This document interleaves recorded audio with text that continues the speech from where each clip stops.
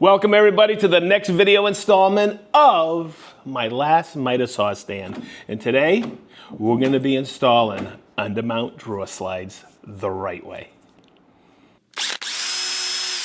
So when you're installing drawer slides, just like installing hinges, it's a two-part. You got to put something on the drawer, like a hinge plate on the side of a cabinet, and then you have a slide, like the hinge on the door. This is gonna go on the drawer box. So I'll show you how to set these in a few minutes. Now, when we look at these, and the reason I chose Salice's is I love the adjustments. And you're gonna see, you probably toward the end of the video series, what all of these pieces are here for the adjustment, and you'll see that moves it in and out. This moves it to and fro, and you have two of these. It's really simple. One's the left and one's the right, and they say always, it's always embossed on the bottom, just like on the slides themselves. There's an L and an A. So these are new Progressa undermount clips, and my old Salice drill guide does not quite line up. I will use it in the video later to draw the back hole here for the little tab so the slides lock in. Still a great jig. What I'm going to do is there's two holes that I have to, and I will use a Vicks bit to center that, to drill it to the front edge of my drawer box. So I'm going to move those in. And this is why I like the Central Tech system. I have a bit here and a chuck. And because there's a taper, I can take that and drill it out. Absolutely perfect. The Vicks bit is a self-centering drill bit. It's spring-loaded. And that allows me to put those screws right in the center of that ramped hole. So I have a special tip here that's elongated, and it goes in that recess right here. It's not magnetized. So what I do is I put this little magnetizer on here, and I'm going to use these screws. So I just put a chuck in here, and see how I get a little process set up here that makes it wicked easy. And I'll just take those screws and bring them right on in. So the last part of the drawer is we have to create an access hole for this little protrusion at the end of the drawer slide, and that's a hole that we can create with this jig right here. And let me show you how this works. So I take this, that's my 1/2-inch drawer box material, and I bring it over and it anchors it right there, and I just hold it in tension. So there's a stop on my bit, and I've calibrated it so I don't drill through the 1/2-inch material back here. I just take it, bring it over, and it's pretty simple. I take that, and we're good to go. I swing it over to the other side, making sure that tab sits right up against there. Hold it in tension, and then just drill till I hit my depth stop. Make sure this tab sits right directly in the corner, and aim that Vicks bit in there, and you can see that's perfectly centered.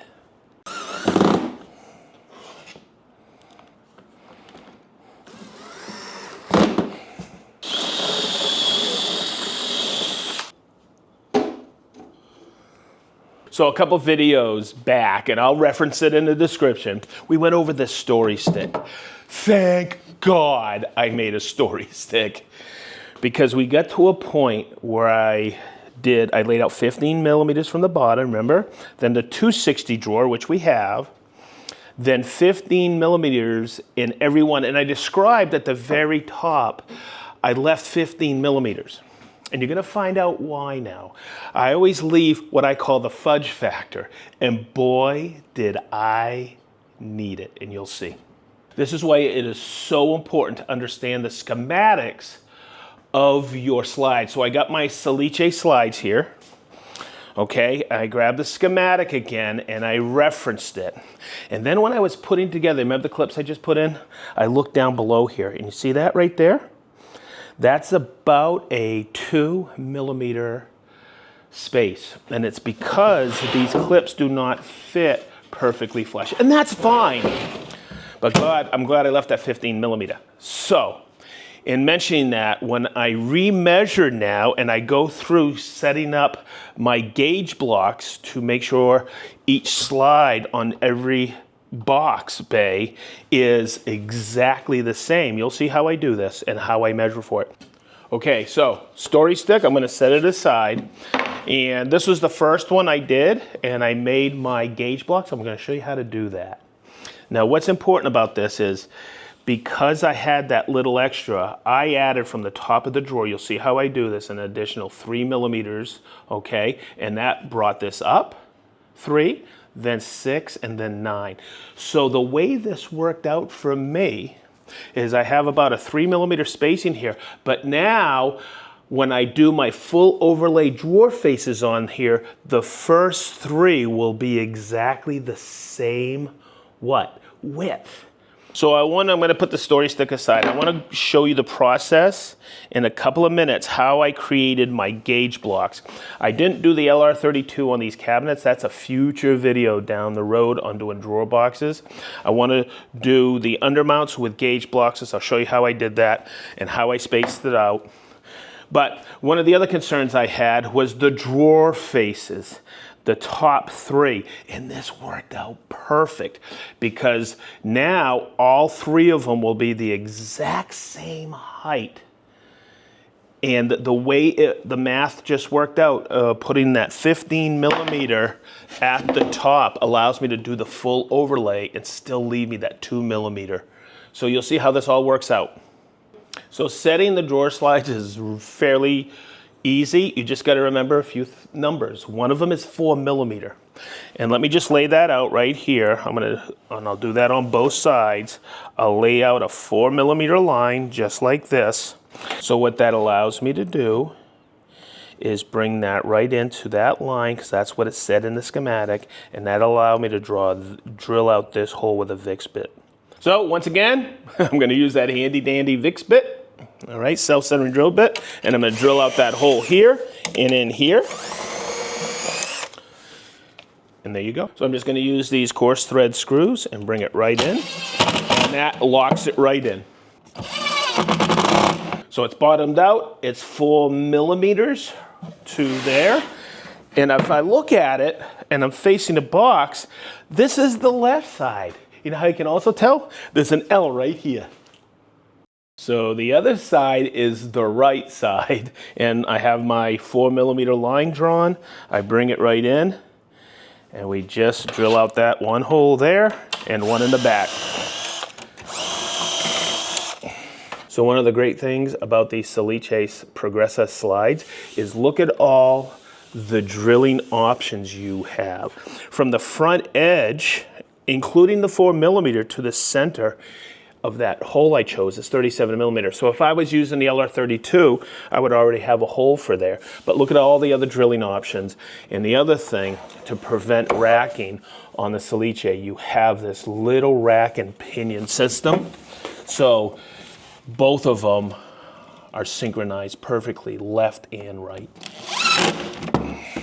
So we got the first set of slides in. Let's grab our box. And it's pretty simple. You just slide it in. And you remember those little access holes that we drilled in the back? See how that locks in now? And check it out. That's as easy as it gets to install those slides. So I'm going to make my first gauge block to set the next set of slides. This may take a little bit of time as I go through this, but think about it. I have 6 of these bays to do. Once I get my gauge blocks done, I can knock the other bays out 10 minutes each. It's wicked easy, so hang in there. I'm going to measure from the bottom of the cabinet to the top of the drawer, and if my eyes are right, I'm going to write this down here, 277. And what I'm going to do, stay up here, Chris, I'm going to add 3 for that fudge factor. So my first gauge block is going to be 280. So I cut this out of some scrap material, and I made sure each one or each side is square. And I cut them at 280 millimeter. So what I have to do is I have to take the box out, which is real easy with these clips right here. That's your release. set this aside. Now you're gonna notice something, and this is why I say it's gonna take a little bit of time. For these to work properly, I have to take these out and then put in my next drawer box. But that's good because then I'll remove those and make the next one, and then remove those and make the next one, and you'll see that you'll get all your shims perfectly set. So the rest is a quick knockout.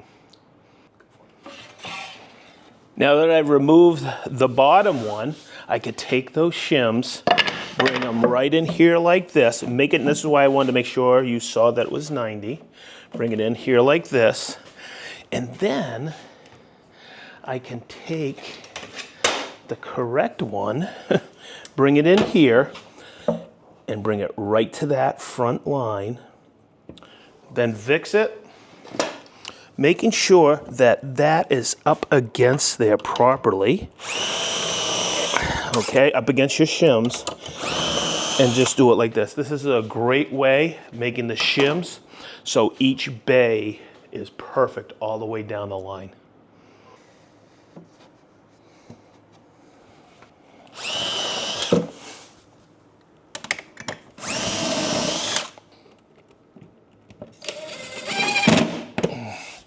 So I didn't have to do this, but I wanted to show you how my math added up. I reinstalled the bottom ones as well. This is my next one. Remember, from the bottom of the cabinet to the bottom of here is 280. That gives me that little wiggle room in there for bringing the boxes in and out. It really is advantageous to do that. Now, let's see how my math is on this. Bada boom, and you get that perfect spacing. So, now I got to remove these two slides on either side, and like I said, it takes a little bit of time, but we'll take a measurement from here. So from the bottom of the cabinet, not that top of the bottom slide, but bottom of the cabinet, we'll take that measurement, and that comes in 397. 397 plus 3? 400. So our next gauge block is 400. So I removed the bottom one, the third one from the top down, and now I'm going to set the second one from the top down, and I cut those shims at 400. So let's get that one installed so we can measure for the final shim.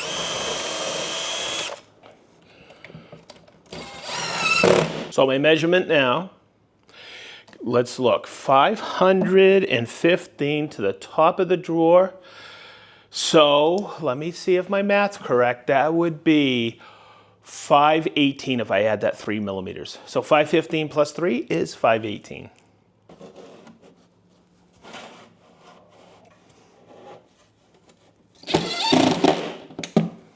So we have all the slides done. Let's put the boxes in.